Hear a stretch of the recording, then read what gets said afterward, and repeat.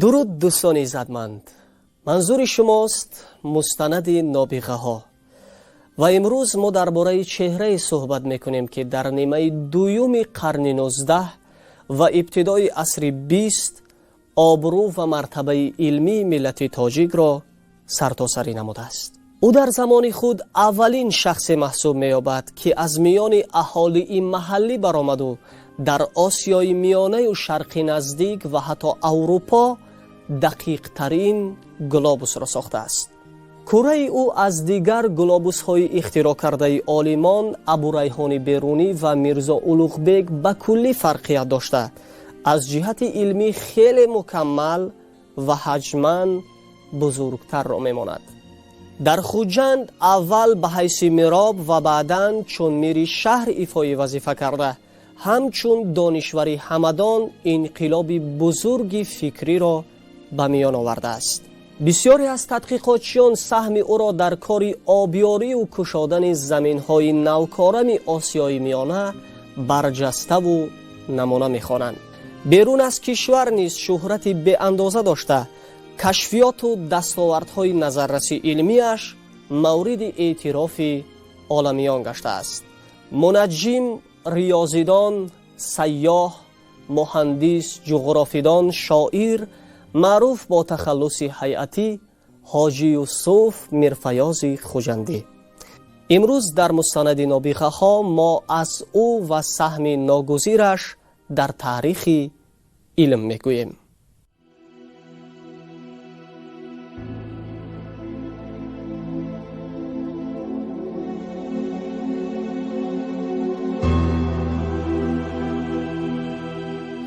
برحق، شهری باستانی خوجند با تاریخ بیش از 1000 ساله خود یکی از گهواره‌های بزرگ تمدن تاجیکان است که با فرهنگ سالاری، مدنیتی بلند، علم آموزی و هنرمندی از پرآوازه‌ترین شهرها در سراسر آسیای میانه می باشد.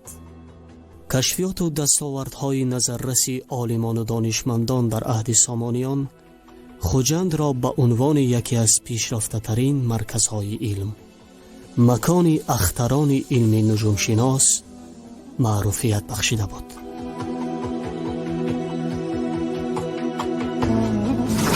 سرزمین امروزه تاجیکستان از قدیم الایام به آن خراسان بزرگ و ممارونهر بزرگ که تعلق داشت و شهر خوجند که یکی از مرکزهای علمی معارف آن زمان میانه بود و با فرزندان نکوی خود به مثل ابو محمود خوجندی، کمال خوجندی و دیگران در پیدایش علم و فرهنگ یکی از زمینه‌های استواری این دور زمان بود. خدمت‌های بی‌سابقه عالمان و روشنفکران تاجیک در مرحله‌های گوناگون طریق دستاوردهای نظررسی علمی بیش از پیش برای دیگر قوم و ملت‌ها مکتب بزرگ تجربه گشتند و تا به حال ملت‌های گوناگون در پرتو آن همه اندیشه‌های فراگیر علم و فرهنگ اختراعات خیش را پیش می‌برند و به نسل‌های بعدی توصیه می‌بخشند. اگر عصر 10 همچون قرن طلایی درخشی بی سابقه علمی در تمدن تاجیکان باشد، قرن 19 نیز ادامه همان نوآوری‌های برجسته و اختراعات و کشفیات عالمانی صاحب نام می باشد. بعد از یک مرحله معینی نبودن رشد و نمو و ترقیات علمی، باز یک دریچه گشاده می شود به فرهنگی غرب توسط روسیه و بعد از آن که مهاجران روسیه می آیند، سیاستمداران روسیه به آسیای میانه می آیند، البته دادوگریفت فرهنگی، دادوگریفت اطلاعات به عمل می آید و این یک سبب می شود که مردم به زندگی خود به وضعیتی همان وقتینه از نگاه دیگر نظر افکند. این مرحله صحیفه نوی در رواجیابی علم تاجیک بود. فکرهای پیش قدم بیشتر در جریان معارف پروری عکس خود را یافته. دانشوران ممتاز مثل ستاره های در تیره شب ضد جهل و نادانی مبارزه برده از تمدن غنی و خیرت سالاری خیش درک دادند. از زمره چنین پیشاهنگان ذهن پرور حاجی یوسف میرفیاض خوجندی می باشد که سال 1842 در گذر آغالی خان یعنی ثروتمندان خوجند در عائله هنرمندی بریشم باف به دنیا آمده است. از سن 6 سالگی با آموختن علم مشغول می شوم و به این سبب می شود مادری آن کس. ما از معلومات تاریخی می دانیم که مادری آن کس یک شخصیت صاحب علم بودند و جهانبینی وسیع داشتند، روشنفکر بودند و بنابراین فرزند خود را برای علم آموزی تلقین می کنند. دانش ابتدایی را در محلش از سید اکرم نام مدرس گرفته با کوشش و غیرت حادثات طبیعت، علمهای دقیق، جغرافیا، ادبیات، نظم تاجیک را خودآموزی کرده است. امکانیت‌های ذهنی معلمان مدرسه برای قانع کردن طلبات کنجکاوانه یک جوان کافی نبودند و البته بسیار سوال‌های بودند که حاجی یوسف نمی‌توانست در محیط مدرسه و در محیط خوجند و آسیای میانه به آن سوال‌ها جواب گیرد.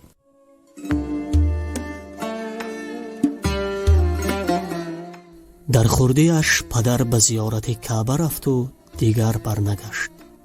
یوسف خردسال همیشه با یاد پدر بود و در فراق قبلگاهش اشک حسرت می‌ریخت. در سن 12 سالگی با مقصد دریافت مرقد پدر راه کعبه را پیش گرفت و این سفر در تشکلیابی او تحولاتی بزرگ گردید. با سفر حج می روم با کاروانسرای معین خوجندیان. مقدر پدرش رو پیدا میکند در مدینه، و سر قبر پدرش نشانه میگذارد، یک تلاوت قرآن میکند و در بازگشت اون مردی که باید این فرزند رو به مادرش آورده میرسوند در شهر قاهره وفات میکند و دیگران ایرا به راه نمیگیرند و مجبور در قاهره در مصر میمونند. با تقدیری وای یک تاجیکی که کایها رفتگی در اونجا در مصر با نام حاجی سیدالله همون تصادف این را با میخورد.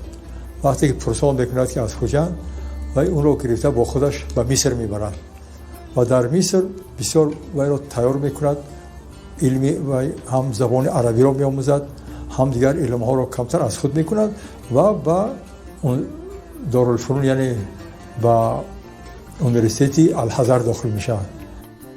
یوسف در شهر قاهره مصر در دانشگاه الازهر با آموزش علمهای گوناگون کمر بست. با خواهش و ذوق و سلیقه بلند علم آموزی در مدت 5 سال خود را در کسب علم به همتا کرد و طی 7 سال در این دارالفنون همچون آموزگار فعالیت نموده است.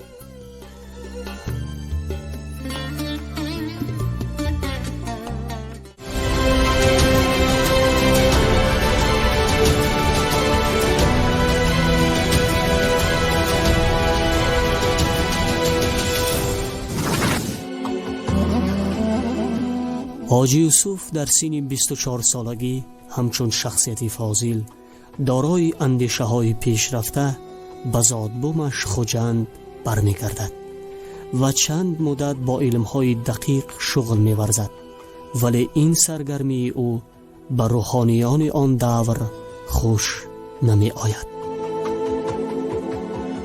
معارف و علم کشور آنقدر رواج نداشت، زیرا که تاثیر خرافات، تاثیر مدرسه و دینیات یا روحانیات خیلی زیاد اوج گرفته بود و می‌بیند که این دانشجوی گرفته دانشگاهی الازهرش در اینجا به کار نمی‌رود، زیرا زیر تعصب هستند، زیر مشکل‌های فرهنگی هستند این سرزمین و با طاقت زیادی به کارهای خودش شروع میکند در مدرسی کشورشان و می‌بیند که مردم رو بسیار دشوار است، مشکل است به علم و معرفت یا که به عرفان نو شناس نمودن، زیرا که تعصب و تاثیر ملاها و مدرسان خیلی زیاد به مردم رسیده بود.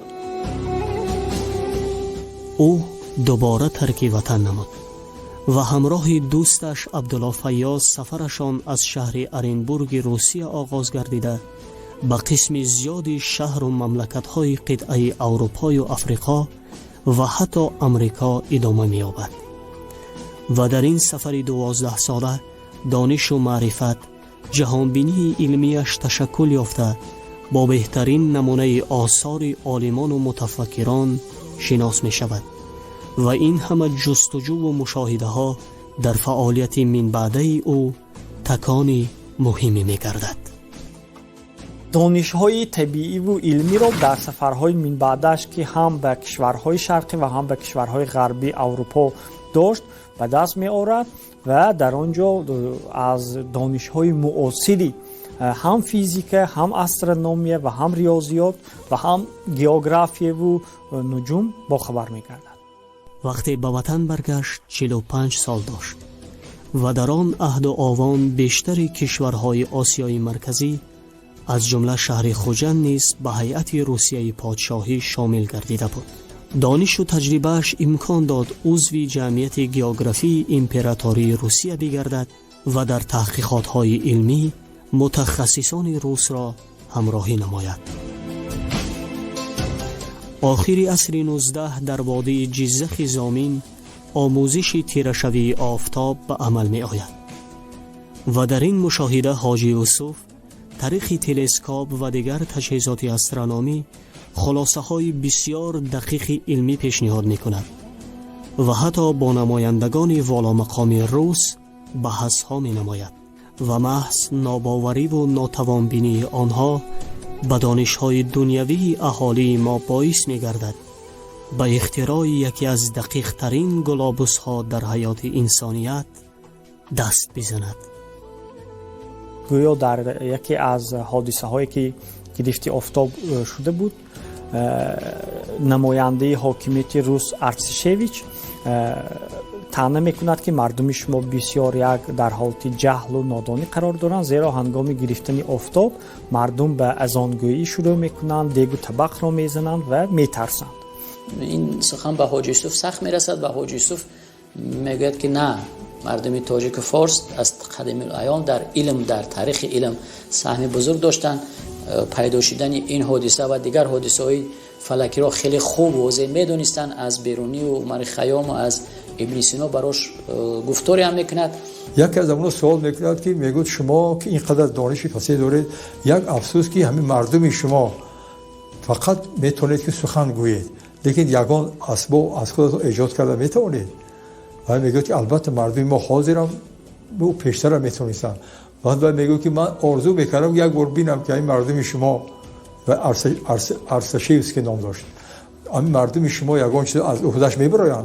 این بسیار سخت میرسد به حاجی یوسف و آماده در حوالی خودش در را محکم میکند و چقدر روز زحمت کشیده همین گلابوس را میسازند. گلابوس حاجی یوسف با رنگ‌های سرخ بلند، سیاه و زرد چتاب آرا داده شده. نسبت گلابوس‌های تا این دم ساخته شده بار اول تمام قطعه‌های عالم خیلی ماهرانه و عمیق جای داده شدند. در کره او تمام بحر و اقیانوس، کل و دریا، جزیره و نیم جزیره ها و غیره به طور صحیح افاده یافتند. در برابر اقیانوس های بزرگ سرحد خشکی و بحرها با خط سیاه خیلی ماهرانه جدا کرده شده است. تنها قطعه افریقا با جزیره مداگاسکار با رنگ سبز و دیگر قطعه های عالم با رنگ های سرخ آرا یافتند. از همه مهمش آن است که خواننده در گلابوس به طور آسان ابیکت های مهمی گئوگرافی را پیدا کرده می تواند. مثلا اگر این یا اون علم درباره این یا اون ناحیه، این یا اون شهر، تاریخ این یا اون کشور اگر یعنی که تحقیقات برد، او مسئول است نسبت اهالی اون کشور. ولی وقتی که علم نسبت گلوبوس یعنی که این تجسمگری تمام جهان است، با اون یعنی که مشغول می شود، این علاقه سطح جهانی است. اون علم مسئولیت میبرد نسبت تمام جهان. این گلوبوس بهترین گلوبوس در نظر امروزه بود، زیرا که تمام کوه و دره ها، بحرها، اقیانوس ها، خطهای عمودی مریدیانی، خطهای پارالیل ها واضح و روشن با رنگ سیاه بسیار کندکاری کرده شده بود و در اطراف اکواتور که مرکزی بگیم وقت قسمی شمال و جنوب جدا کرده زمین است، در اطراف اکواتور زمین برج‌های زودیاکی رو بسیار رسامی خوب کرده بود خودی حاجی یوسف میرفیاض. یک حادثهش عجایب است که قسمت افریقا با رنگ سیاه نشان داده شده است و وقتی که میپرسنش که این برای چی است رنگ سیاه نشان دادن افریقا، با فکرم میگه که مردم اونجا سیاه پوستن، زیرا که او به مکه و مدینه سفر کرده بود، دیده بود که قسمت زیادی مردم افریقا سیاه پوستا هستند و دوگری که این کشور تا خیلی وقت مستملکه بود، یعنی که جای سیاهی است. 117 سانتی متر بلندیش و دیامترش 160 سانتی متر. مریدیان ابتدایی در گلوبوس های حاضر از بالای رصدخانه لندن میگذرند، گرینویچ. لیکن مریدیان ابتدایی حاجی یوسف از بالای از قسم غربی آفریقا از دماغای سبز میگذشت. همینقدر فرق. دیگر همه چیزاش بسیار با درجه عالی. اون وقت قسمی خشکی این ماتریک آفریقا و یوراسیا حساب میشد و کنار چپ همین ماتریک خشکی این محض همون نقطه است که از شهر دکار پایتخت سنگال میگذرد و اون کنار غربترین این خشکی رو در بر میگیرد. یعنی که در اینجا هم استاد حاجی یوسف میرفیاض عقیده جهانی داشتند. ҳайати курраи заминро сохт бо усули риёзӣ тасвираш муштарии зуҳраро чунин баргуфт курраи арз табъи таърихаш. дар ин рубоии хеш ҳоҷи юсуф мирфаёзов аз таърихи бунёди глобуси хеш ки ба соли 1895 милодӣ рост меояд хабар медиҳад. дар сохтани курраи арз ҳоҷи юсуф мирфаёзов аз таҷрибаю дониши олимони юнони қадим ва асри миёнаи шарқ истифода бурдааст. дар он беш аз 1000 макони ҷуғрофиёӣ дарҷ ёфтанд ва бурҷҳои 12 гона низ тасвир ёфтанд. кура аз лиҳози нуҷумшиносӣ хеле мукаммал буда дар он мавқеи сайёраи замин дар қиёси офтоб дар 4 фасли сол нишон дода шудааст. ин нусхаи кураи арзи ҳоҷи юсуф мирфаёзов мебошад. асли он бошад дар шаҳри Самарқанд нигоҳ дошта мешавад. дар баробари нусхаи асли кура имрӯз дар осорхонаи таърихии вилояти Суғд инчунин медали ҳоҷи юсуф мирфаёзов нигоҳ дошта мешавад ва боварӣ дорем ҳар нафаре ки аз ин осорхона дидан мекунад аз кашфиёти арзандаи олимони тоҷик ба ваҷд меояд. ба арзиши илмии глобуси ҳоҷи юсуф аъзои ҷамъияти ҷуғрофишиносии Русия ки он замон яке аз марказҳои босалоҳияти Аврупо маҳсуб мешуд, баҳои баланд доданд. ӯро бо глобуси нодираш худи император дар Петербург қабул намуда, барои чунин кашфиёти арзанда олими тоҷикро бо либоси фахрии ҳукуматӣ ва медали махсус сарфароз мегардонад. ҳама қоил мешаванд ва ин хабар ба подшоҳи рус мерасад ва бинед ки подшоҳи рус ҳам чӣ ба Николай як ба илм таваҷҷӯҳ дошт ва хоҳиш мекунад ки ҳоҷи юсуфро ба даргоҳи вай биёранд. вай бо вақте ки бо вай во мехӯрад бо суҳбати худро бо Николай як, ҳамин вақт Николай як ба як медал месупорад ва бисёр инъомҳои бисёр ва ҳамчун як олими шинохта вайро гусел мекунад. ва бибинем ки як заҳмати як инсони кишвари мо то чӣ андоза кишварамонро ё ки минтақаҳои моро ба Русияи подшоҳӣ машҳур гардонд.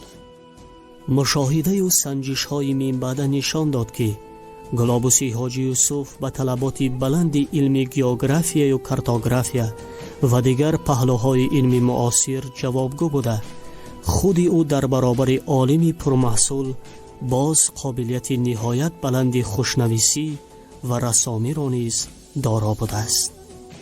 соли 1896 дар намоишгоҳи хоҷагии кишоварзии Туркистон ки дар Самарқанд баргузор гардид, ҳоҷи юсуф глобусашро намоиш дода ба грамотаи фахрӣ ва тӯҳфаҳои сазовор қадр карда мешавад ва то ба имрӯз низ нусхаи аслии глобуси ӯ дар осорхонаи шаҳри Самарқанд маҳфуз мебошад.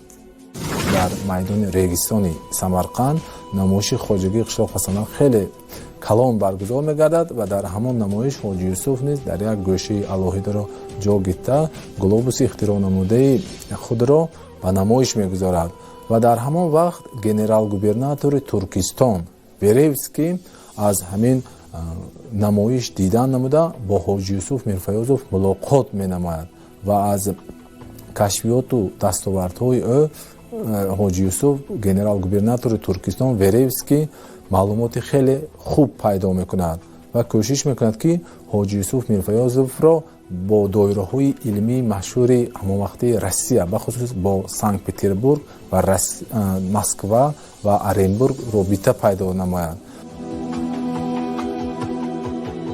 آثارخانه ولایت سوخت که امروز با نمونه بلند یادگاری های نادر تاریخیش تماشاگاه هزاران ساکن کشور و گردشگران دنیا گشته است، در درآمدگاه آن نسخه گلابوس حاجی یوسف واقع است که شکوه و شهامت این مکان تاریخی را دوچند افزوده است.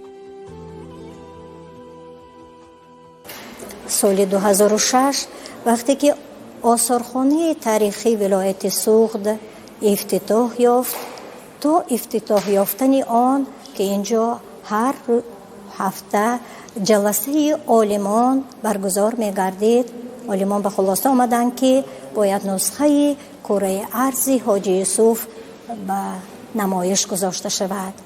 بنابراین اون کره ارزی که با مشتب خرد از شهر سمرقند به خوجند آورده شده بود و خطهای آن ناخوانا گشته بودند، خطها خوانا کرده شده کره ارز با مشتب کلان سال 2006 در زواد کارتوگرافی شهر گونگونگ جمهوری مردمی چین به آثارخانه آورده شد. اینجا بسیار سیاحان تشریف می آورند، خوانندگان، دانشجویان دانشگاه‌های عالی آمده از کره ارز از اختراعکاری عالمان تاجیک برخوردار می شوند و با تأثیرات نیک برمیگردند. با چنین اختراعات ماندگار حاجی یوسف میرفیاض خوجندی همچون چهره توانا و نامآور علم تاجیک در قطار معروفترین عالمان ورزیده است که در تربیت معنوی نسل‌ها خودآگاهی ملی، افتخار ملت و از خود کردن دانش‌های علمی نقشی سزاوار گذاشته است.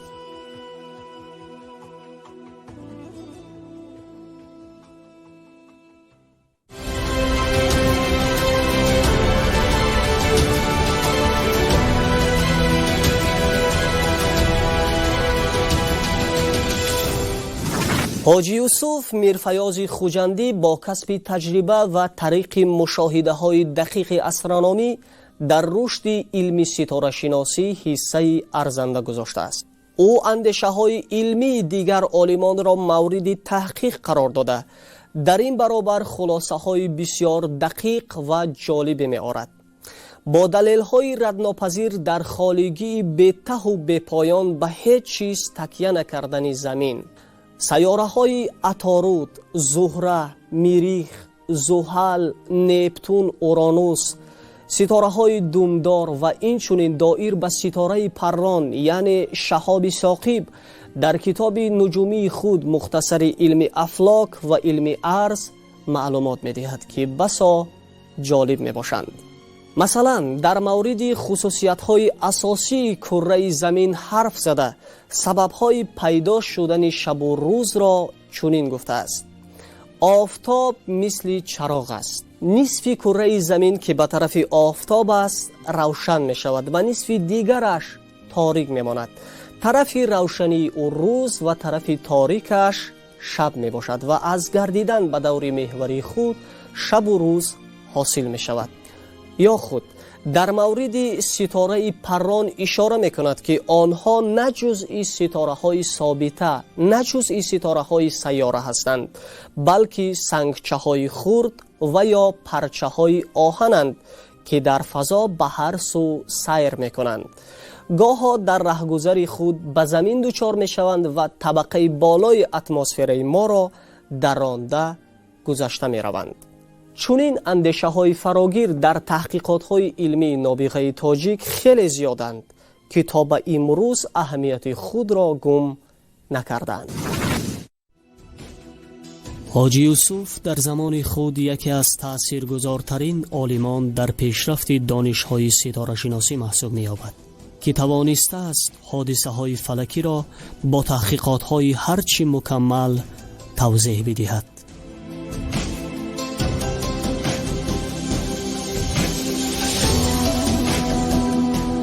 فرقیت اساسی حاجی یوسف از دیگر عالمانی که در تاریخ ما بودند آن است که یعنی علاقه او از ناوگانی‌های علمی غرب با خبر است، دستاوردهای آنها را استفاده کرده است و همچنین در اثر فلکیات حاجی یوسف درباره سیاره‌های معلومات داده می‌شود که آنها به نزدیکی کشف شده بودند، از جمله درباره اوران و نپتون.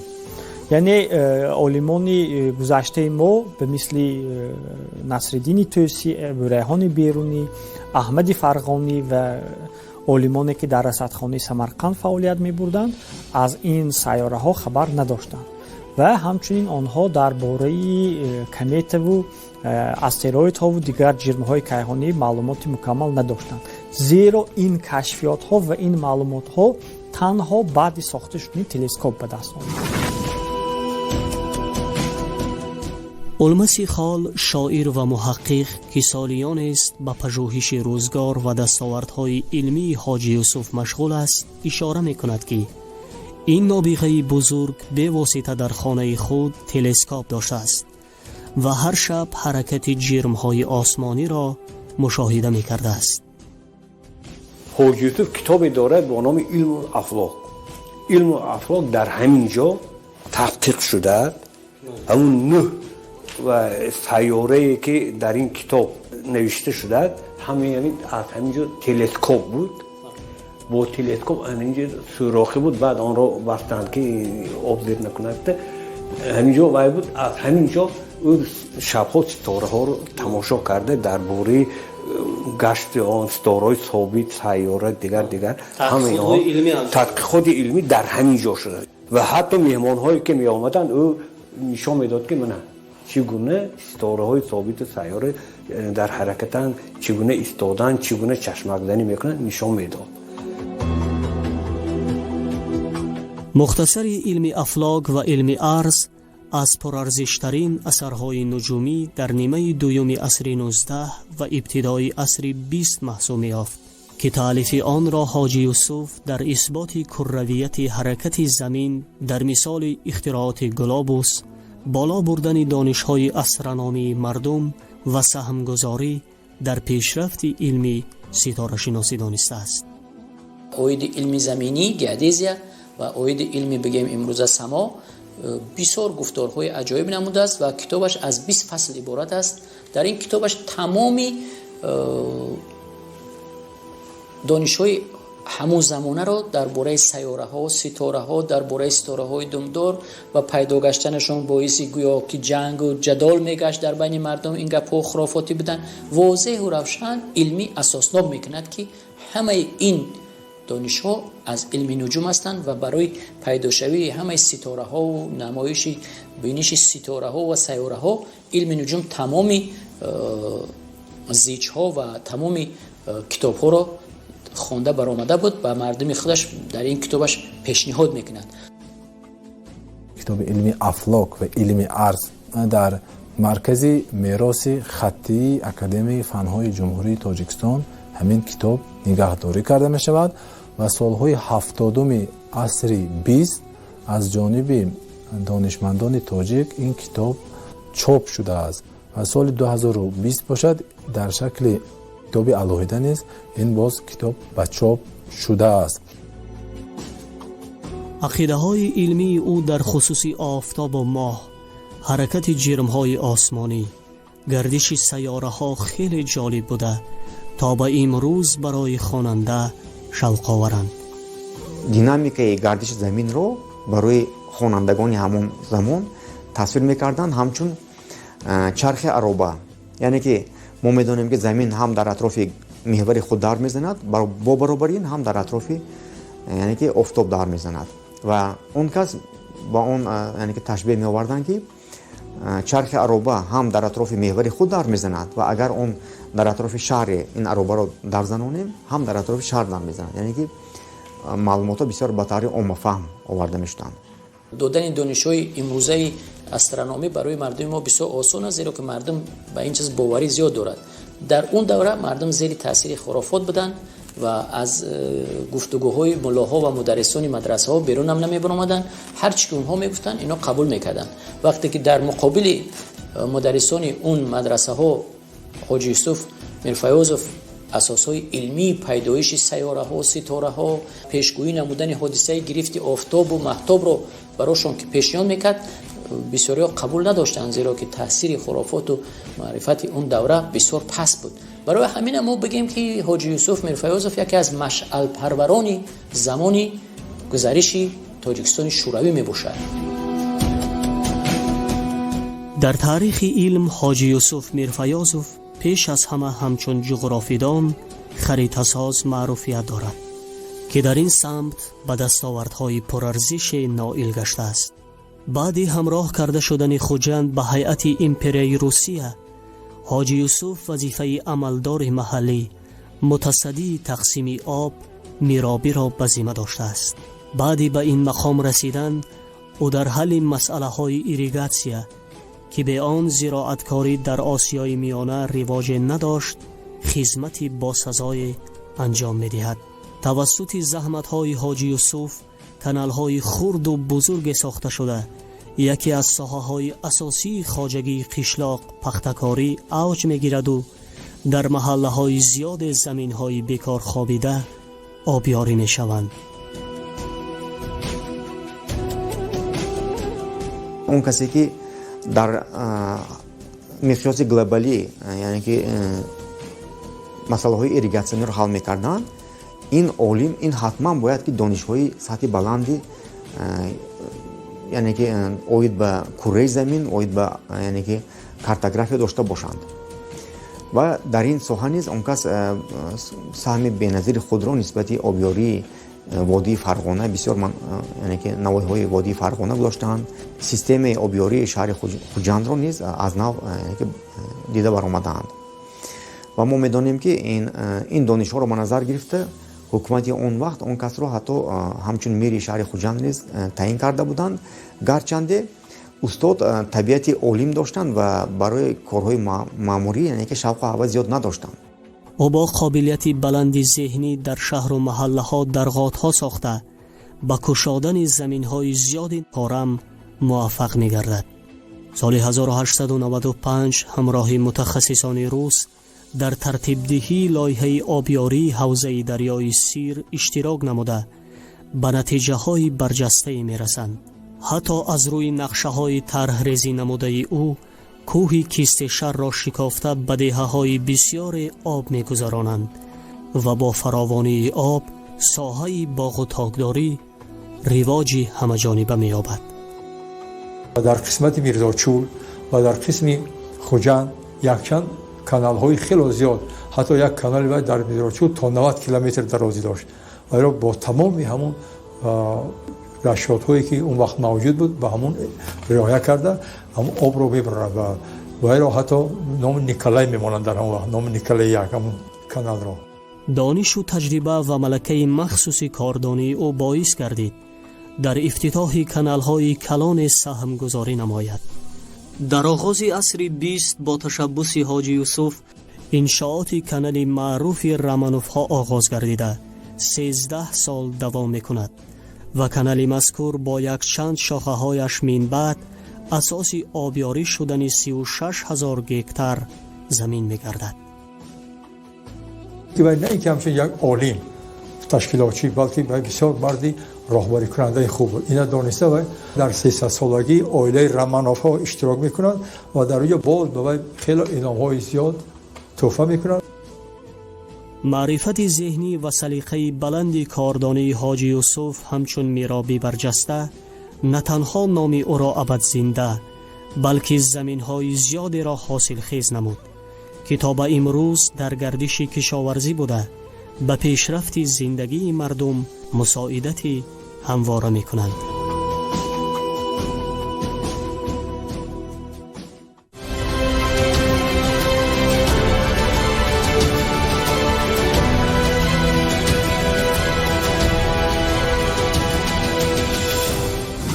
بسیاری از تحقیقاتچیان سهم حاجی یوسف را در کار آبیاری و کشادن زمین‌های نوکارم آسیای میانه در سطح خلیفه حسن رشتی دیگر دانشوری بزرگمان می‌دانند که به وسیله دانستن علم‌های دقیق در این سمت موفقیت بی‌نظیر نصیبش گشته است. همچون مهندس ایریگاتور در آبشارسازی زمین‌های وادی فرغانه سهم نظررس گذاشته در این سمت کارهای ارزشمند علمی زیاد را انجام داده است. خدمت حاجی یوسف در پیشگیری آبخیزی دریاهای خواجه باقرخان و سیر و ساختن درغات‌های مخصوص خیلی بزرگ است.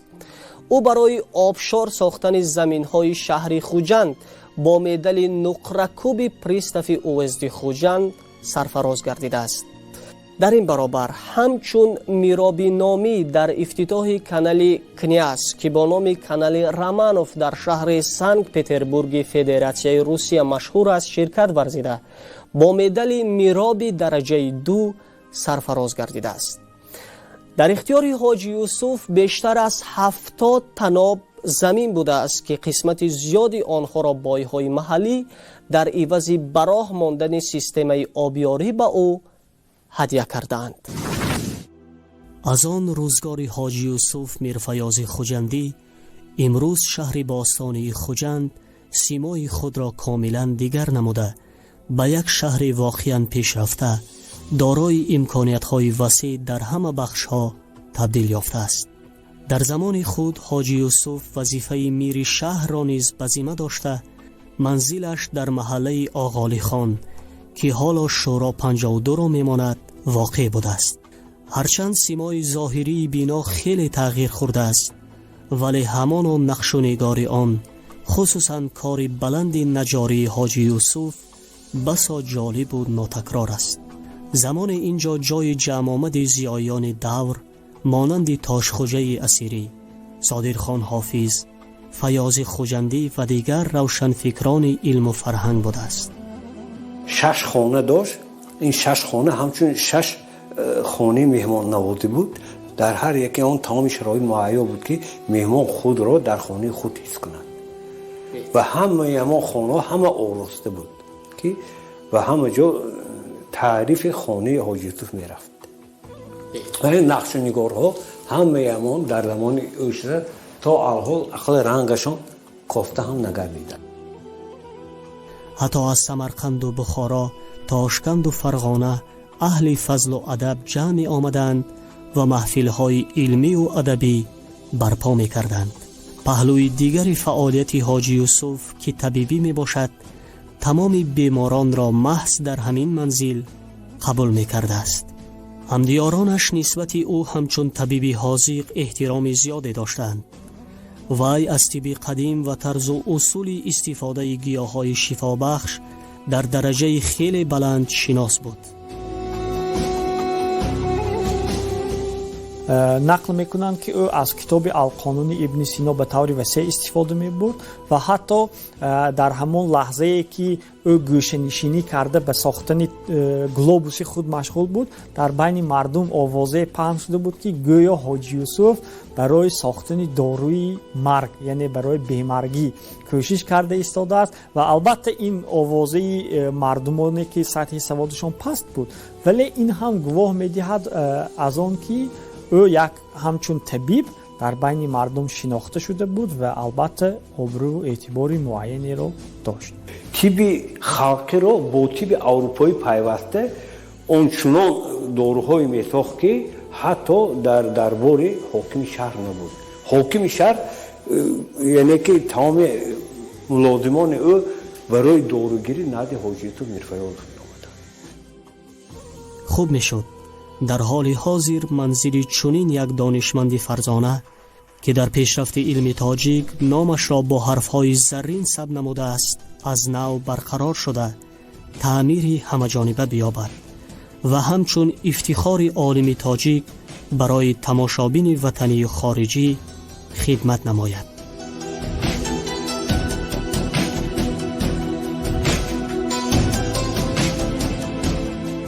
در زمان صاحب استقلالی کشور شهر خوجند که یک مکان دلفریب و زیبا مترقی و از صلح و ثبات پاینده و استوار را میماند.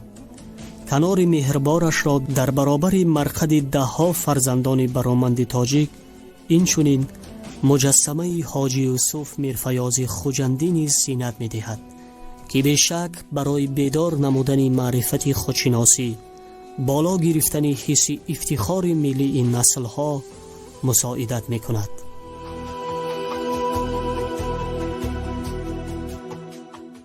در زمان صاحب استقلالی کشور با هدایت‌های پیوسته اساسگزار صلح و وحدت ملی پیشوای ملت پرزیدنت جمهوری تاجیکستان محترم امامعلی رحمان جهتی در سطح بلند معرفی نمودن دستاوردهای عالمان تاجیک تدبیرهای زیادی راه اندازی می‌شوند و امروز در مرکز شهر خوجند گوشه مخصوصی عالمان و اختراعکاران تاجیک عمل میکنند و ما در اینجا دو متفکری برجسته نیمه دوم عصر 19 و اول عصر 20 حاجی یوسف میرفیاض و احمد دانش را میبینیم. در حقیقت همین گوشه برای معرفی نمودن دستاوردهای عالمان تاجیک به جهانیان مساعدت میکند. او برای رشد و توسعه علم و بیداری تفکر جامعه تلاش دائمی کرده است. در پایان عمر به تیار نمودن خریطه های ناحیه های کوهستان تاجیکستان مشغول بوده است و در این سمت موفقیت های چشمگیر نصیبش گشتند. این چهره توانا و نابغه ای که داستانش سرتاسری است، سال 1924 طبق بعض معلومات ها سال 1925 وفات کرده است. بعد مرگش شخصان نامعلوم به خانه‌اش در آمده دستخط و کتابهایش را آتش میزنند و اسباب و کالاهای نادر و ارزشمند را به تاراج میبرند. همون زمامداران وقت بایها و عملدارای زیاد منزل حاجی یوسف میرفیاض را طلب و تاراج میکنند. آثار وی تا حال از نگاه دانشمندان هم داخلی و هم خارجی به طور پرره آموخته نشده است.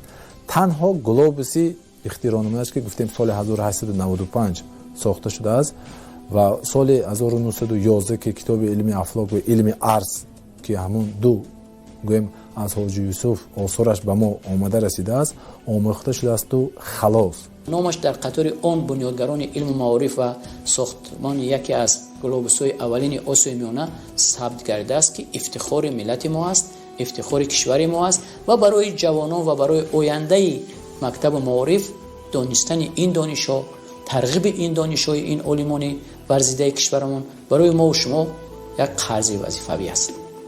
یکی از نشان دهنده اون که حاجی یوسف میرفیاض نه در سخن نه در جمعیت بلکه در حقیقت اون کس نسبت تعلیم و تربیه و ملت تاجیک غمخوار بودن اون است که اون کس در حقیقت در وقتی که زنده بودن حولی بیرون خود را برای یعنی که تدریس محصلان مکتب بخشیده بودن.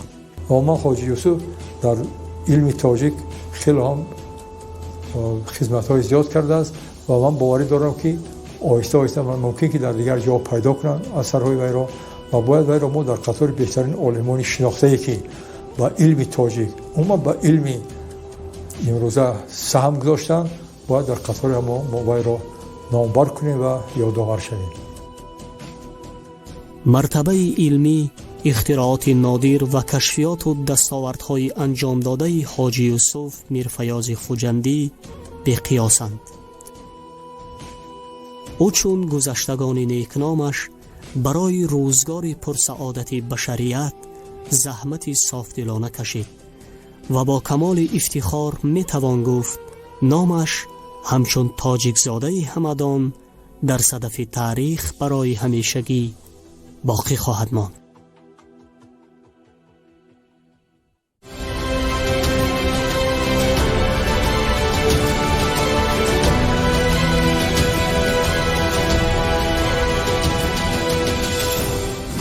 حاجی یوسف میرفیاض خوجندی همچون معارف پروری بزرگ تا آخرین نفسهای زندگی در ترغیب علمهای دقیق و بیداری تفکر انسانیت نقشی برجسته گذاشته است. او یکی از اولین های بود که در حولی خود مکتبی نو گشود و برای پیشرفت ذهن انسانیت تلاشی همواره نمود. از روی نقل شاهدان گویا 11 گلابوسی خرد و بزرگ ساخته است و آنها را به طلبات علمهای گیوگرافیا، استرونومیا، خریطه‌کشی، فیزیکا و متماتیکا موافق کرده است. محض توسط جستجو، دانش و بینش علمی اش مهمترین مفهوم‌های علمی هیئت، حادثه‌های فلکی، ساخت کره زمین از نقطه نظر علمی شرح و توضیح عمیق یافتند. او قبل از مرگ به فرزندانش شرفنسا، بدرالظهور و هادی غفور وصیت می‌کند که تمام میراث علمی و ادبی و حتی حولیش را به دولت تحویل بدهند. همین طور منزل حاجی یوسف برای مدت مکتب ابتدایی و بعداً خوابگاه محصلین آموزشگاه طبی شهر خوجند بوده است. در عین حال خانه آثارخانه را میماند که تماشاگاه هزاران هموطن و گردشگران دنیا گشته است. این بود دوستان عزتمند چند خلاصه ما عاید کشفیات و دستاوردهای نظررس یک تن از فرزانه مرد علم تاجیک حاجی یوسف میرفیاض خوجندی. دلیر حسن زاده بودم با مستند نابغه ها. اگر هرچی بیشتر از سهم دانشوران علم تاجیک واقف شدن میخواهید، ما را با مستند نابغه ها در شبکه سینما پیگیری کنید. تا دیدار نو، خیر.